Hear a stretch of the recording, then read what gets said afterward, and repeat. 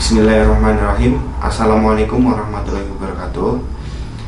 Di video ini kami akan menjelaskan tentang buku yang ditulis oleh Andi Ahdian yang berjudul Tanah Bagi Yang Tak Bertanah, Landform pada Masa Demokrasi Terpimpin 1960 sampai 1965. Oke, sebelumnya perkenalkan dulu dari kelompok kami. Dari nama saya sendiri yaitu Nurman Bayu Nugroho, NIM 2016-01-481, dan teman saya. Nama saya Vinanda Nuradia Livian, NIM 2016-014-0084. Bismillahirrahmanirrahim. Assalamualaikum warahmatullahi wabarakatuh. Penjelasan yang pertama akan dijelaskan oleh Saudara Vinanda Nuradia untuk bab 1 yang berjudul Landasan Kemiskinan dan Keterbelakangan Tani di Jawa. Di sini saya akan menjelaskan tentang bab 1, yaitu landasan kemiskinan kaum tani dan keterbelakangan ekonomi di Jawa. Tatanan agraria tradisional di Jawa berubah seiring dengan masuknya kekuatan kolonialisme, dan tentunya bersama dengan itu berubah pula jenis-jenis penguasaan dan pemilikan tanah yang ada di Jawa. Secara umum ada dua kategori yang dapat dibedakan dalam pola pemilikan tanah ini. Pertama, pemilikan secara individual yang dapat diwariskan, dan kedua, pemilikan komunal yang diatur dalam sistem rotasi tetap atau bergilir di masing-masing petani penggarap di desa. Selanjutnya ada kolonialisme dan transformasi agraria di Jawa. Persoalan yang patut diajukan sejak kolonialisme Belanda menancapkan kekuasaan di Jawa sepanjang abad ke-19 sampai dengan awal abad ke-20 adalah sejumlah manakah perubahan yang terjadi ketika produksi tanaman ekspor menjadi dasar aktivitas perekonomian modern di Jawa, khususnya terhadap mayoritas kaum tani di pedesaan. Clifford Geertz dalam kajiannya mengenai evolusi pertanian pernah mengemukakan perbedaan dengan Puerto Rico. Uraian Geertz, gambaran yang hampir sama dengan persoalan tersebut dilontarkan oleh Boyke yang menyatakan tidak adanya singgungan antara perkembangan ekonomi kapitalis melalui perkebunan besar.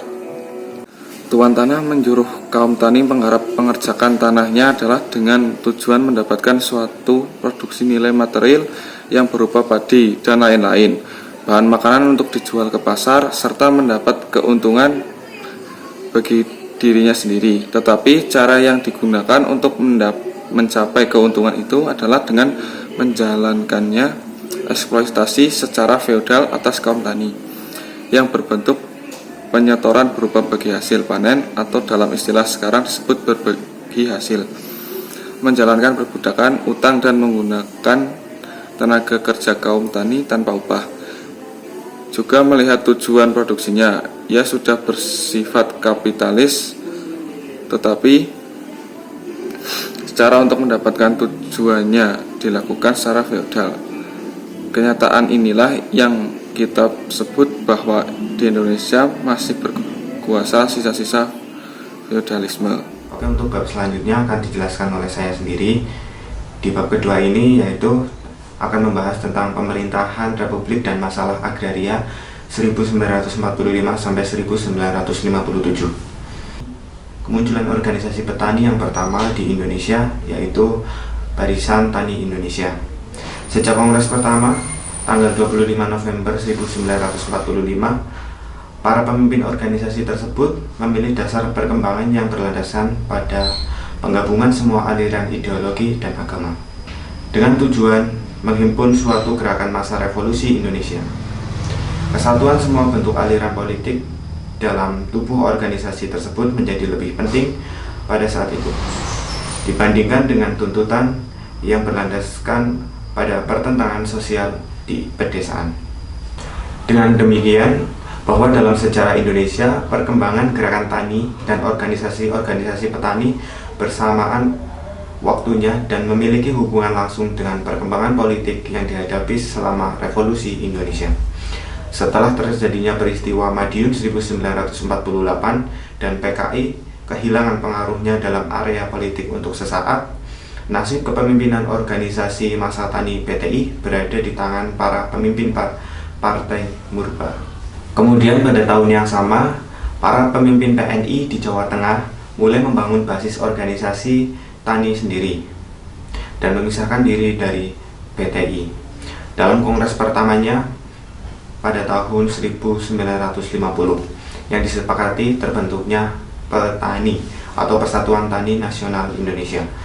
Pada 22 dan 23 November 1949, ketiga organisasi tersebut yaitu PTI, STII, dan Petani mengadakan Kongres Besar Petani Indonesia guna merumuskan penyelesaian pendudukan tanah perkebunan akibat ditandatanganinya kerjasama antara pemerintahan Republik Indonesia dengan kekuatan modal asing Belanda di perkebunan.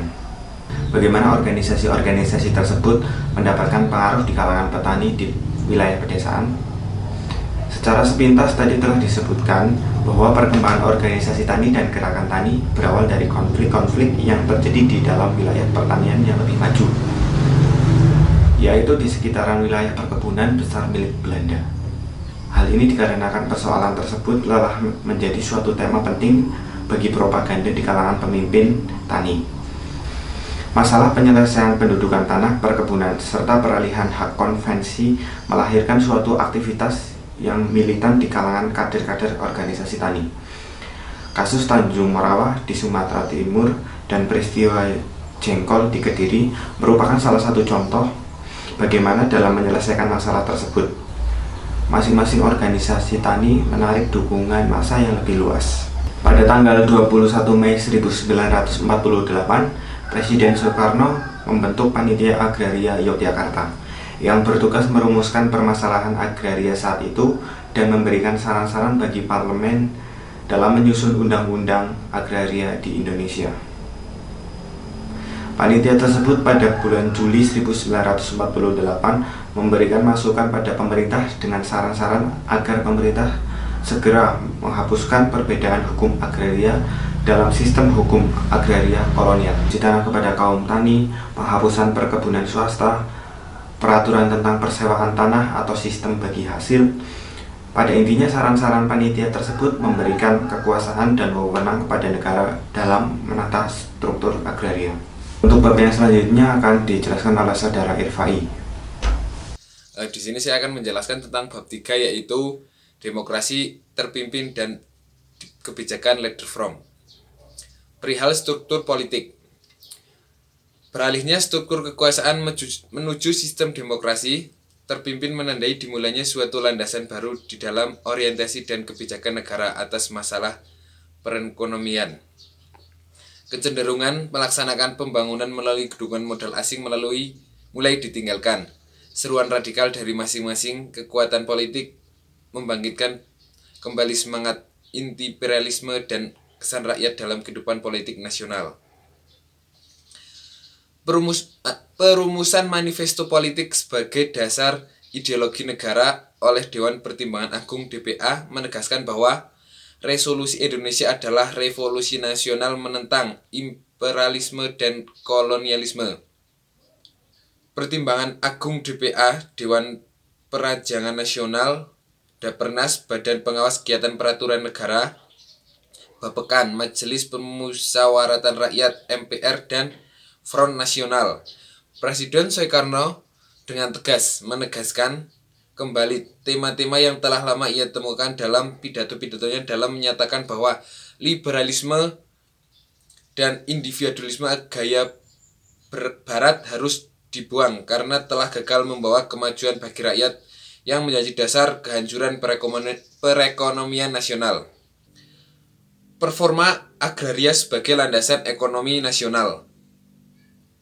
Perihal struktur kekuasaan dalam sistem demokrasi terpimpin menimbulkan orientasi baru di kalangan pembuat kebijakan negara dalam memandang nasional persoalan ekonomi nasional.